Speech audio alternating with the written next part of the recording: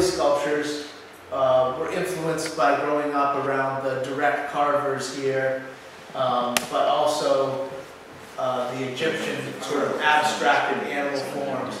So these are sculptures going back between 10 and 15 years ago, when I was first setting up my studio, and I was just rolling rocks out of the ground pit, and sort of an abstracted owl.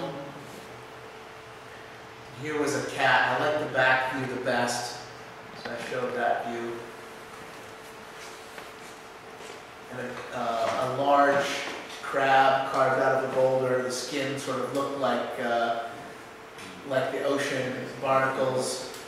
And I think approaching stone originally from realism it was a good way to delve into the stone, but when you work directly in stone, you are constantly experimenting with these textures. So early on, I started doing figurative pieces and then just exploring an idea in an abstract form, as you can see sort of here, working with, this was an intrusion in the stone that gave me the ability to have two colors of stone in one piece and sort of make this mask-like form. And here's another intrusion that was flowing through a stone. So this is actually two kinds of stone, but it was one. I found it as one stone and carved it to look like the two things are passing through each other. Sort of a cartoon-like bridge. And here, using the patina on black granite found in the ocean and fusing two pieces together to create this shape that I wanted.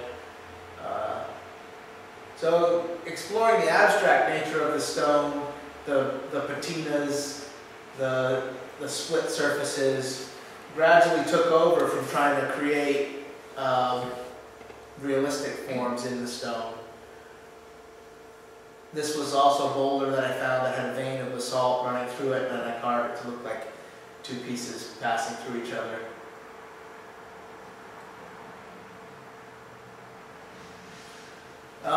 So when I first moved back to Maine, I was, I worked odd jobs. I worked at the lobster pound. I worked on my friend's lobster boat, painted people's decks, helped shingling, and then I'd save up money and I'd make sculpture, and all my bills would sort of pile up, and then I'd get the show out there and I'd go back and do odd jobs. And I organized my first show in my hometown and just sent the invitations to everybody I knew. And didn't expect to sell anything, but I had to start showing sculpture.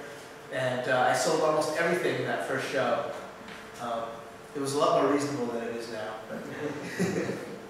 But it was still very lucky. And so I began, because I was always around the gravel pits, sort of the construction industry felt very comfortable. I bought, my first dump truck was an old 70s International. And I started working in the quarry in Jonesboro for free in exchange for stone. And I would split stuff up there. It was a good way to practice splitting. And there was this giant excavator, and nobody was there. So at the end of the day, I just sort of grabbed the biggest boulder I could and get it into the dump truck.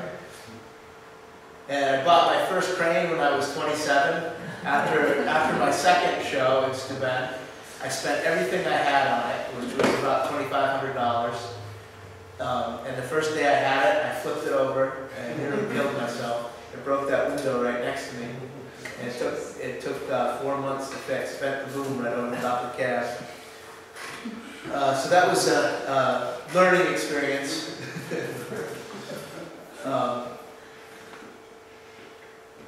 Actually, the crane is one thing, old piece of machinery that actually went up in value. In 1959, $2,500 I bought it. And now it's worth about $6,000 in scrap metal. But it gave me the ability to unload some of the stones that I could get. And my father and I used it to build the studio. I cut the wood for the studio in the wintertime. And began experimenting on a large scale. There were a number of things. And I know a lot of people here studying sculpture, it's sort of impossible to make a living off from sculpture in the beginning. So you end up doing a lot of other things that, I guess, the thing that keeps some people going and others not is that you always have to quit the other jobs in order to keep making sculpture. So you sort of have to be close to being successful at a lot of things in order to be successful at sculpture. But you know, getting into the construction business, there were several years where I really didn't exhibit anything, but it was still in my mind and I was learning, and I started working on these larger dynamic pieces. I was saving up money and then using that as time to make my own work, experimenting with making chisels for the splitting process. Splitting in the beginning of my carving was, it seemed like the fastest, most inexpensive way to remove a lot of stone. It also took the most amount of technique, and it could leave very interesting surfaces. So I kind of set up my early splitting as like scientific experiments. If something didn't work out, I would just change something very subtly to see what would happen. And often things that were mistakes, it's a consistent enough material that maybe it wasn't what I wanted that time, but it was like learning a different motion within the stone.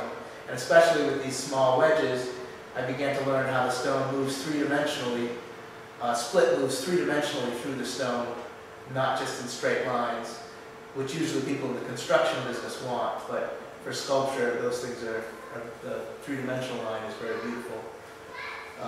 I also began experimenting with basalt, which is a very, in some ways, mysterious material. It's dark.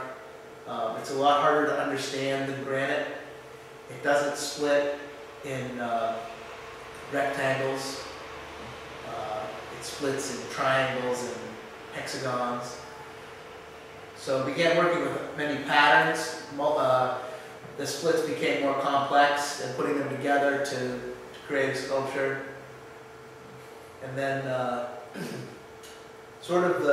guess this was in the 2 years where I found myself in the construction business trying to, pay for equipment and trying to, do more artistic jobs, landscape type jobs, and was able to split up rocks on the site in order to save money for the person, who wanted the landscape. But it was also very interesting to use the native material. And that was sort of a trial run for this piece. I found a large boulder and split it up for a construction job, and then got the idea to make a more complex piece. And this was all shaped by splitting. It was 505 splits.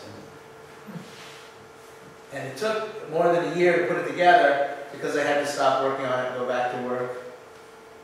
And it took up my whole yard. I didn't want to move anything because if I mixed up a piece, I wouldn't be able to figure out, if I reversed the direction or split something wrong, the pattern wouldn't come out. And I put together one section at a time.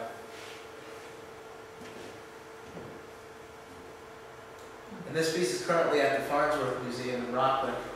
So a little more than a year ago, a year and a half ago, we took the entire thing apart, numbered all the pieces, 50 pieces, and trucked it all to Farnsworth, and in 20-degree weather installed it inside their garden. It's called Anatomy of a Boulder.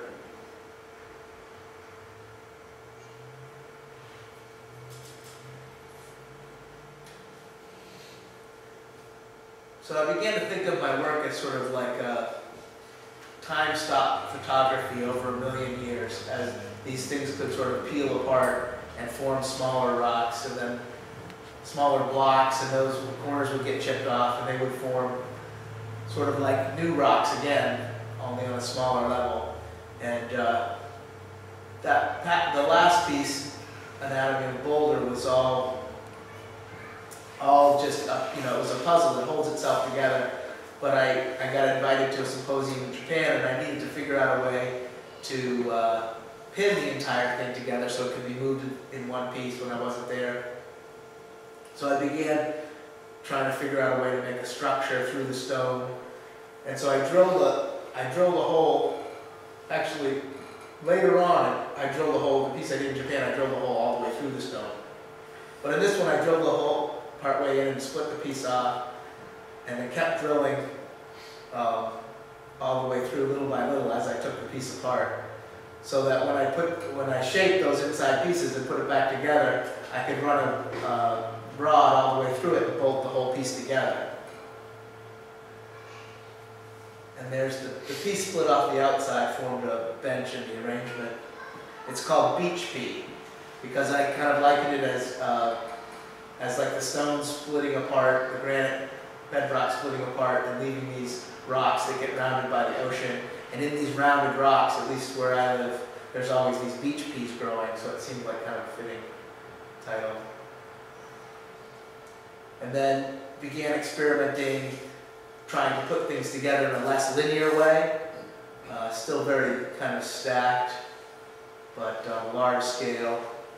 This was for the winery in Goldsboro. It's there now. Here you can see putting a piece together, a variation on that piece together in Japan with a steel pin running through it.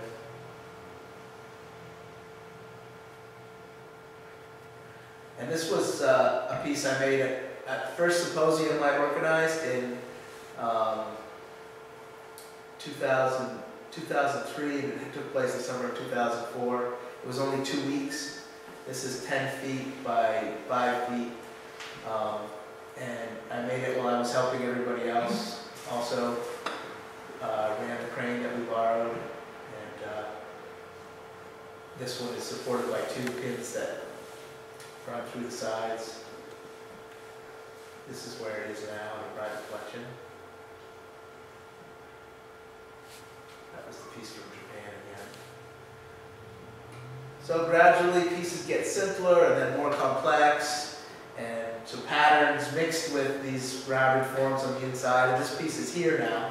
This was at the College of the Atlantic. It was also exhibited at Booth Bay Botanical Garden. So I'm able to move these pieces in one piece.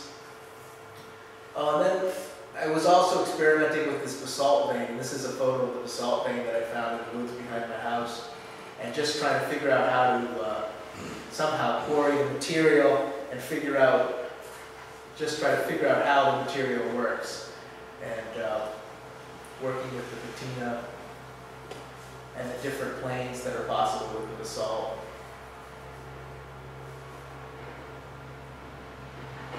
Public Library of Brunswick.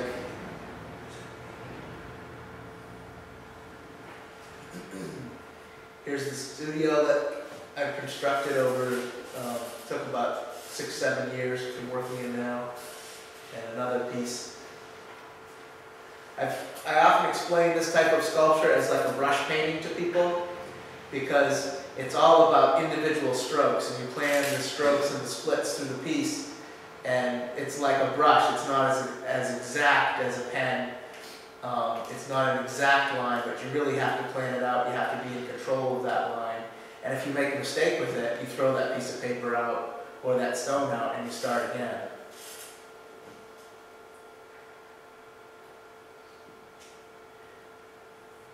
And so I gradually went from working from the found object and just creating the shape on the inside to wanting to create an interesting shape before I started the piece, to make the shapes more interesting. So really trying to twist these granite forms, scoop big pieces out of them, and work drilling through the piece at different angles. This was sort of the first experiment in that direction.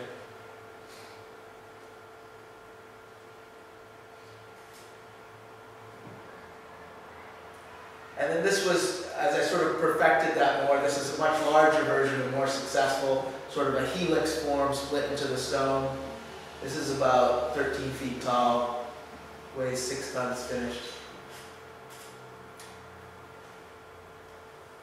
A few views of it.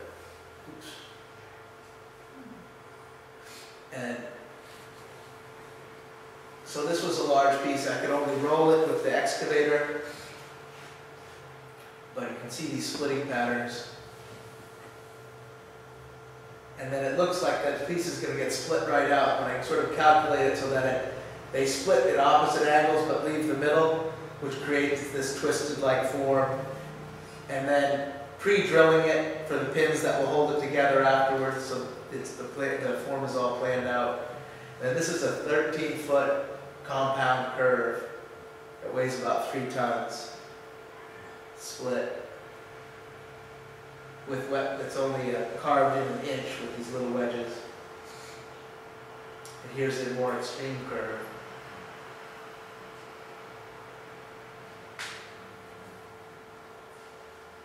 And then a more methodical carving of the internal form.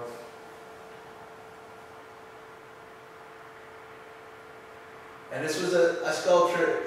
Before, with the old crane, it wasn't reliable enough to work on pieces like this. So I could just barely lift the individual pieces to put it together and bolt it together. Then I had a boom truck come which could lift it but couldn't stand it upright. So I never saw it upright until it was installed. Here's another piece that's here. It works with that same twisting of the stone and then internal forms. And then Symposium in Egypt, which is a great experience because they were using those same small wedges, which I'm sure goes back to the original origin of this technique.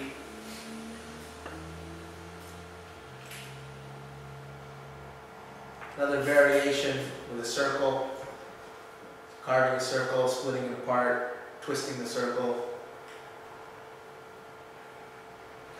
And then getting more into my recent work, we found this old wire saw a few years back, and it was a several-year project to move it, get it going, and kind of my thought was, well, I don't want to make things that look like they're made on a saw, but what are the possibilities of combining sort of high-tech technology, diamond wire, with the splitting technique. And my first experiment was to try to see if I could create two cuts in the piece and then split the stone in two places at the same time to create a form that's interlocked. And I started out on a very small scale and worked my way up to the piece that's now at the Farnsworth, which is an 8-ton piece, but it's two 4-ton pieces that move around each other. And almost all of my pieces at least start directly in the quarry by finding a stone, or with this, it had to have very specific dimensions, so I worked with the crew in the quarry. I actually traded my first crane for this block of stone, and figuring out a way to manipulate the stone to cut this internal block out of the inside and remove it. And then there was just a lot of carving.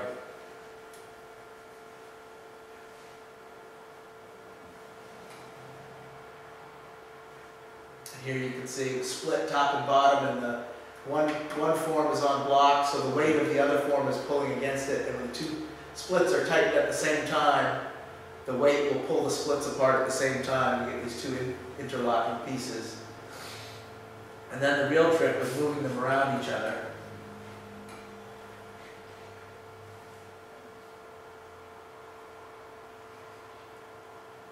And we were really worried that it wasn't going to fit.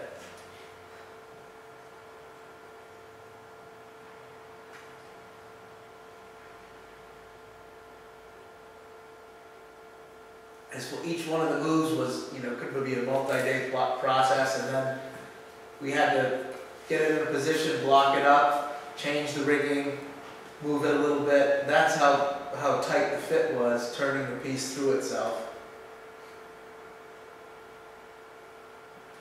And then getting into more recent work, I was invited to a symposium in South Korea. I really like symposiums. I love symposiums. It's partly why I created the one here. It takes up a lot of time. I get invited to a number of symposiums, and I can't go to many of them, but I try to go to as many as I can. And this one was first one in South Korea. It was a great opportunity. It was a place where you could work on a very large scale. The black granite boulder was between 40 and 50 tons. And the granite piece was 20 tons when I started.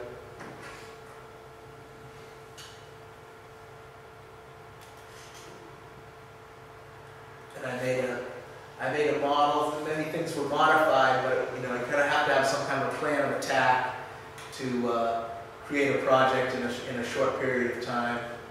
This project was a month.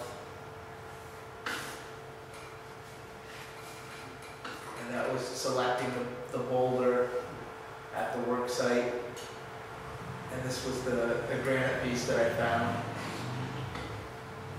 And utilizing the quarrying machinery to make some initial cuts and then split pieces out on that scale. It's much like working in a quarry. Here you can see the texture.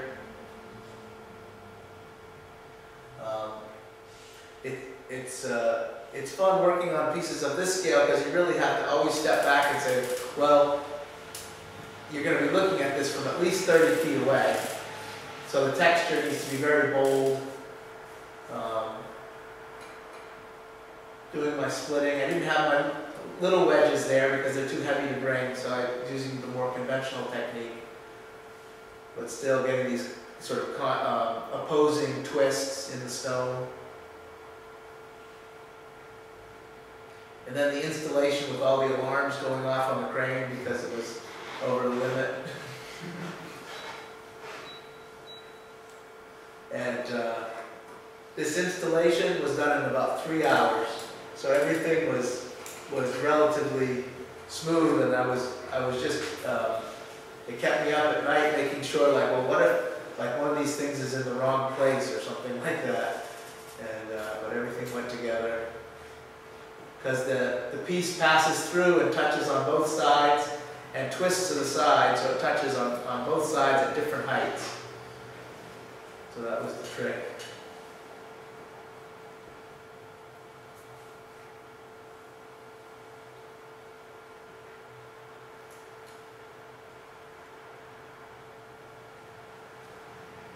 Is there anything holding that on there, Jesse? Nope. It's just sitting on there? It's just sitting there, yeah. Yeah, it was an interesting symposium. They were totally against pins in anything. There's pieces like 40 feet high there that don't have a single pin in them.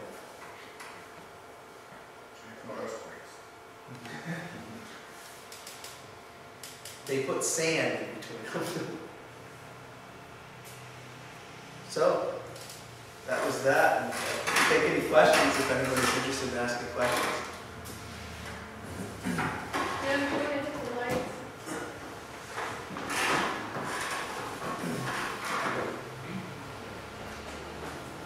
Hey Jess, I have a question. Yeah. You mentioned that the shims that you used in Egypt were similar to yours. Yep. And they were probably, that's maybe where some of the Japanese splitting technique. I mean, it was used all around the world. Yeah. I mean, there's evidence of it being used there, you know, since the pharaohs. So They look really nice on that piece. Yeah. It would be a different piece without this. Yeah, definitely. Yeah. When you move that big interlocking piece to the farce, Yep. do you tie those two together somehow and wedge them so they don't? Well, no, we strapped them both separately so they picked up at the same time, and we did put blocks and sort of bumpers on the edges to keep it from. It's its own worst enemy for sure. Cool. So it's fair amount of it together. 8 tons, yeah. Are those torn over there? The piece the linked piece is Now near the boulders, I always going to be down there. well, it's still my property. I'm Oh, trying to okay, convince they them. bought, I was They going have- to take that. If you have any connections there, work on it. But the other piece has been purchased. Karen Wells negotiated the sale to a person who's building a sculpture, potentially a sculpture park in Massachusetts. So we have to move it out of there. Do you work out of the same quarry all the time? Is it an old quarry or? No, I work out of many different quarries, but all in this general area. I did a lot of work in Jonesboro when I was first starting out. I got to know the whole crew that worked up there. But recently I've been working a lot in my friend's quarry in Sullivan. He's often willing to work in exchange for other things, so it works out well for both of us. I know you didn't have a picture of it in there, but it would be interesting to hear you talk about the new piece, Night Journey. Yeah, and it's sort of, again, a shift. You know, a lot of people started identifying me with this splitting and putting things back together, and then with the intertwined pieces, but I try to keep generating fresh ideas, and I've been working on basalt for a long time. That particular basalt boulder was probably more than 100 tons when I found it, and I split out many pieces of it and transported it. And the night journey was actually an experiment with another piece that didn't split right, but it revealed this fissure that I couldn't tell was there, which turned out to be really beautiful, and it sat in my yard, and I kept looking at it and wanted to, and it's actually the skin on the opposite side that you see from here was that internal fissure, which I wanted to work around. And it just, that material just makes you want to refine it, especially looking at the Egyptian pieces. And I like working on refined pieces in the wintertime. The hand polishing is quieter. Of course, I do use some power tools too, but you're just able to create a really refined shape with hand stones. And so that's what I worked on that for quite a while. I also have about 3 other pieces which I'd hoped to have ready for this show, but with the moving of our symposium to another site, there was a lot of extra work that I hadn't counted on. So I have 3 that are in progress, which should be ready as soon as I have time to concentrate on them in September. Could you say something though first about the concept of that piece? The concept? Oh, called Night Journey. It's called Night Journey. Yeah, I didn't start it with the concept of Night Journey, but I had this feeling like I wanted this abstracted moon form, and the circle's kind of a moon too, just working with shapes. There was an artist, probably Hitoshi, maybe Hitoshi knew him. Hoshi? Is Hoshi? Oh, she's not here. Yuta Morita? I'll show you the book. Who was in the symposium in Yonago. Cosmos? You know that piece? In Yonago? Yonagoのコスモスがあるでしょ。見たことありますか？あの人が死んじゃったけど、その本を持ってて、彼はすごい黒い石でよく細かいのが作ってたから、それを見て作りたくなったと。There was in the symposium that Hitoshi was in, where I was an assistant, there was an artist who had done some very refined pieces in black stone, and I always really liked those. This is very different than that, but it was sort of what inspired me to want to work in that way, and then the material itself too. That looks like it could be sort of dangerous work. You know, there's a lot of opportunities to get injured. Do you get banged up like balloons? Yeah, certainly. Yeah, you have to be very careful with. There's not much room for error with the heavy stuff. So you get hit with an 8-ton or 30-ton piece, you know. Yeah, it would not be good. Have you ever worked with the Elmer Schitz? I saw a piece at the Botanic Garden, it was gorgeous. Yeah, I know the person who did that. No, I never have. Beautiful. Yeah. I don't think it's a fun material to work with, though. Yeah, that looked like it was hard to do. Yeah, it's just, I think you basically just have to grind it away. The basalt's a very nice material to work with. It's very hard, but it's a very nice material to work with.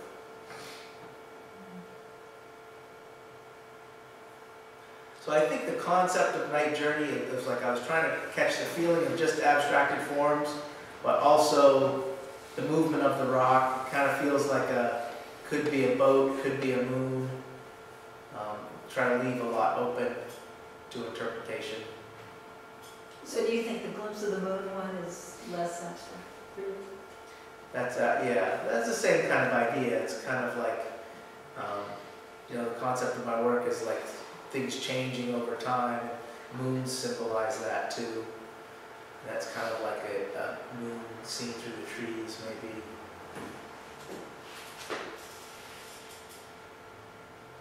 What do you think your new direction will be past Night Journey? Well, I'm working, the basalt's very different, so I want to do some more pieces in basalt, and I've got a lot of this basalt. So I'd like to sort of explore that a little more too, and I've also been, with the link, I've been not splitting the pieces apart, but creating sort of twisted forms that are interlocked. So I'm working in that direction and the basalt direction kind of at the same time. The material, the two different materials seem to inspire me in different ways.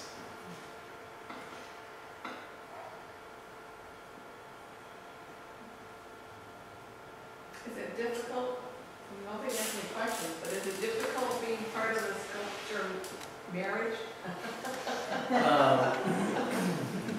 Well, it's the only marriage I've been a part of. And we're still together, so I think probably any marriage is difficult and rewarding. Do you like share creative Yeah, ideas? I think so, yep. Do you work in the same studio? We do, yep, we have to, we can't have separate studios yet. But, yeah, it works out pretty good. I think the hardest thing was having a child and her not having time to work on her art for several years. So it's a really great opportunity for her to be in the symposium this time.